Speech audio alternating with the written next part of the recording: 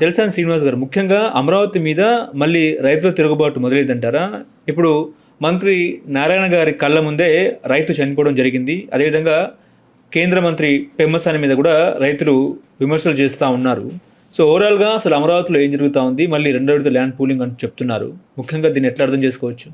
మొన్న జరిగిన ఘటన చాలా బాధాకరం అండి. సమావేశంలో మాట్లాడుతున్నాగానే, ఎందుకంటే శ్రవణ్ కుమార్ గారితో మాట్లాడతానే, శ్రవణ్ కుమార్ గారు ఆల్సో వెరీ డీసెంట్ జెంటిల్మెన్ అని విన్నాను. నేను విధానాల పట్ల అంకిత భావం ఉన్న వ్యక్తి అని విన్నాను. సరే, ఏది జరిగినా చాలా దురదృష్టకరం అని శ్రద్ధాంజలి ఘటిస్తూ, ఎందుకంటే ఇంతకుముందు కూడా చాలామంది రైతులు ఈ వేదనల వల్ల చనిపోయిన మాట వాస్తవం. ఆయన అడిగిన కోరిక కూడా నా తీసి ఎక్కడ వాగులో ఇల్లు స్థలం కావాలన్నారు, లేదా ఇది కావాలన్నారు, వాగులో పడేశారు అని న్యాయమైన మాట మాట్లాడారు. ఆవేంతో చనిపోయారు. సహజంగా చంద్రశేఖర్ గారి వాళ్ళ కన్సర్న్ నారాయణ గారు చాలా పనులు మనిషి అండి. కళాశాలలో చాలా ఒత్తిడి ఉంటుంది ఆయనకి. కానీ చంద్రశేఖర్ గారు ఎందుకంటే ఢిల్లీలో 5 రోజులు 2 రోజులు మొత్తం కాన్స్టిట్యూన్సీ తిరుగుతున్నారు. బహుశా ఇంతకుముందు చాలా తక్కువ మంది రాయపాటిగా తిరిగేవారని తిరిగేవారు. ఆరోగ్య సమయం ఎక్కువగా ఆయన తిరుగుతున్నారు, కన్సర్న్ తీసుకుంటున్నారు, విషయ పరిజ్ఞానం కూడా అవగాహన పెంచుకుంటున్నారు. ఆ భావోద్వేగంలో చనిపోయినప్పుడు ఆయన ఇంటికి వెళ్ళినప్పుడు ఏంటో ఇలా చేశారని అడగటం అనేది సహజం. మీకు అర్థమైంది కదండి. అది దాన్ని మనం ఆయన is trying to resolve the subject. But మీరన్న తిరుగుబాటు అనేది నేను ఒప్పుకోనండి. కానీ ఒకటి చెప్తున్నాను, నేను మొన్న మీరు వీడియోస్ చూశాను. నేనేం చెప్తున్నానో కూడా వినకుండా టైటిల్ పెట్టి కూడా కొంతమంది వాళ్ళ పెద్దలు నేర్పిన సంస్కారం పెట్టి అనుకుంటా. ఇప్పుడు వాళ్ళు మాట్లాడే భాష, రాసే ఫోన్లో భాష అంతా కూడా వాళ్ళ ఇంట్లో నేర్పిన సంస్కారం, వాళ్ళ పెద్దలు నేర్పిన సంస్కారం, వాళ్ళ మతం చెప్పిన సంస్కారం. ఆర్ఎస్ఎస్ కార్యకర్తలు కూడా బూతులు తిడతా, మనుషులు చేస్తా నీచంగా పెడుతున్నారు కొంతమంది చూశాను. బహుశా ఆర్ఎస్ఎస్ నేర్పింది అది. సిగ్గుపడాలి. అలాగే వైకాపా, తెలుగుదేశం, ఉత్తర భారతీయ ఆదాని గారి పార్టీ, వీళ్ళందరూ కార్యకర్తలు. ఆఫ్కోర్స్ జనసేన తక్కువ అనుకోండి చెప్తున్నాను. దయచేసి గమనించండి నేను మాట్లాడేది. ఎందుకంటే 2019 తర్వాతే ముందు కంటే ఉధృతంగా ఉద్యమం చేసాం. 95% మీడియా చూపించలేదు. పదే నేను చెప్పాల్సి వస్తుంది. ఎక్కడ పోయారంటున్నారు. నేనేం చేయండి, రాష్ట్రంలో పాదయాత్రలు శ్రీకాకుళం నుంచి హిందూపురం నుంచి ఇచ్చాపురం పాదయాత్రలు, బస్సు యాత్రలు చేసాం. 26 జిల్లా ధర్నాలు పెట్టాం. ఢిల్లీలో 100 మందికి వెళ్ళాం, ధర్నాలు చేసాం. రాష్ట్రం అంతా తిరిగాం. ఢిల్లీ కేంద్ర మంత్రులు కలిసాం. 99% మీడియాలు చూపించలేదు. అమరావతి మీద మా మీద కేసులు పెట్టారు, రాష్ట్రం అంతా తిప్పారు, మీద పోలీస్ స్టేషన్ పిలిపించారు. 99% ప్రజలు తెలియదు. అంతకుముందు చంద్రబాబు నాయుడు గారు ప్రభుత్వం చేసింది, జగన్మోహన్ రెడ్డి గారు పెట్టి అంతకుముందు చేసింది. జగన్మోహన్ రెడ్డి గారు ఇంటి మీదకే ఉత్తునే ముట్టడిని పిలిపించి ఇంట్లో కూర్చుని అవసర రాష్ట్రాల నేను జేడి లక్ష్మణ్ గారు వెళ్ళాం. ఏ విధాలుగా వెళ్ళాం, ఢిల్లీని ఇంటిని ముట్టడించడానికి వెళ్ళాం. అనేక వేదనలు ఎదుర్కొన్నాం. చాలా మంది తెలియదు. సీఎం ఉండగా ఇది 99% మంది తెలియదు. ఇది అమరావతి గురించి నేను మాట్లాడానా, కళ్యాణ్ బాబు గారు ఎవరు మాట్లాడారో కూడా తెలుసో తెలియకో మాట్లాడుతున్నారు. ఎవరు ఇప్పుడు చంద్రబాబు నాయుడు గారు పక్కన ఉన్నతాశ కూర్చుంది దిక్కుమాల అమరావతి అని చెప్పిన వాళ్ళు ఎమ్మెల్యేల సీట్లు ఇచ్చి నెత్తి మీద కూర్చోబెట్టుకున్నారు. చంద్రబాబు కూర్చోబెట్టుకోలేదు, చూపిస్తా. ఎవడు రాజధాని దాని పుస్తకావిష్కరణకు హాజరైంది కళ్యాణ్ బాబు గారు కాదా? మీకు రాజధాని ఏం దుర్మార్గం అని చెప్పి కర్నూలే నా రాజధాని అని చెప్పి ఆయన ప్రకటించలేదా? రెచ్చగొట్టలేదా? ఉత్తరాదికి వెళ్ళి నా రాజధాని విశాఖపట్నం మాట్లాడలేదు. మేము మాట్లాడామా? దాన్ని సరిగ్గా చేయమన్నా, లోపాలు సవరించుకోమన్నాం. అన్ని వర్గాల ప్రజలు నివాసం ఉండే అమరావతిని హరిత రాజధానిగా అన్ని వర్గాలకు నివాసం ఉండేటట్టు చేయమన్నాం. రాష్ట్ర వ్యాప్తంగా సమాంతరంగా ఇచ్చేప్పుడు హిందూపురం డెవలప్ చేయమన్నాం. ఒకే మాట ఏ రోజు మాట మార్చలేదు. మామే ఎందుకండి, అది అన్యాయం జరుగుతున్నప్పుడు దాంట్లో పాదయాత్రలు పాల్గొన్నాం.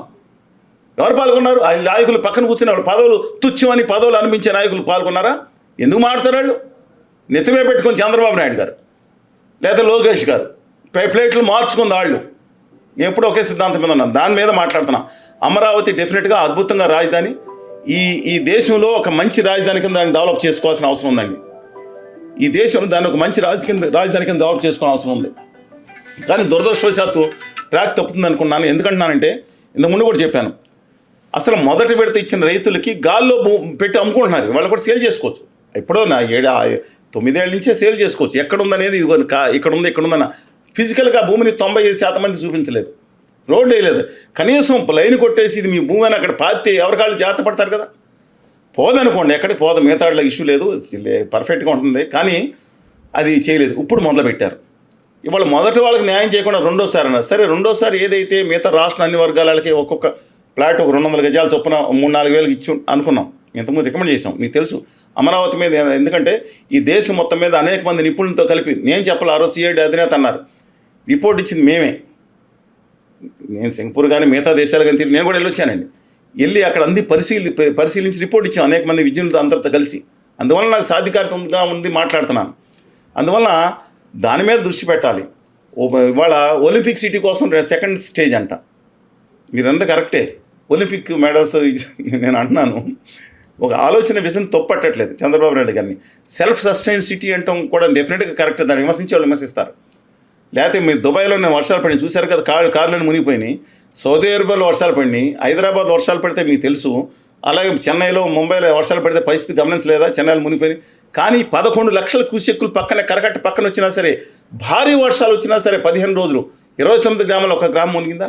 ఆ రోడ్డు నుంచి వెళ్ళే రోడ్డు, ఈ రోడ్డు నుంచి పొలాల మధ్యలో వెళ్ళి వీడియో తీసుకుని పెట్టుకున్నారు. పక్కనున్న అలనాటి అమరావతి దాన్ని కట్టిన 29 గ్రామాలు లేదు. అక్కడ కృష్ణానది నీళ్ళు వస్తే దాన్ని పెట్టి ఫోటోలు తీసుకుంటున్నారు. శ్మశానాన్ని హేళన చేసేది ఒక సన్నాస్ బ్యాచ్, దిక్కుమాల బ్యాచ్ అనకపోయినా ఒక బ్యాచ్ ఒకటి తయారుపడింది. చెప్తున్నాను, వాళ్ళ గురించి మాట్లాడుతున్నారా? ఇవాళ అమరావతిలో లోపాలుంటే సవరించుకోమంటున్నాను. ఎందుకంటే ఇప్పుడు ఒలింపిక్ సిటీ కోసం దాని గురించి ముందర ఏం చేయాలి ప్రాధాన్యత మరుస్తున్నారు. దిక్కుమాలిన అడ్వైజర్లు తగలబడ్డారు. ఆయనకి నరకయాతన పడుతున్నారు చంద్రబాబు నాయుడు గారు. దాన్ని రైట్ ట్రాక్లో పెడతాను, ఒప్పుకున్నాను నేను. కేంద్ర ప్రభుత్వ సహకారం లేదు. ఇప్పటికి 2వ సంవత్సరం అయింది. 30,000 కోట్లు ఉచితంగా 15,000 గ్రాంట్ రావాలి.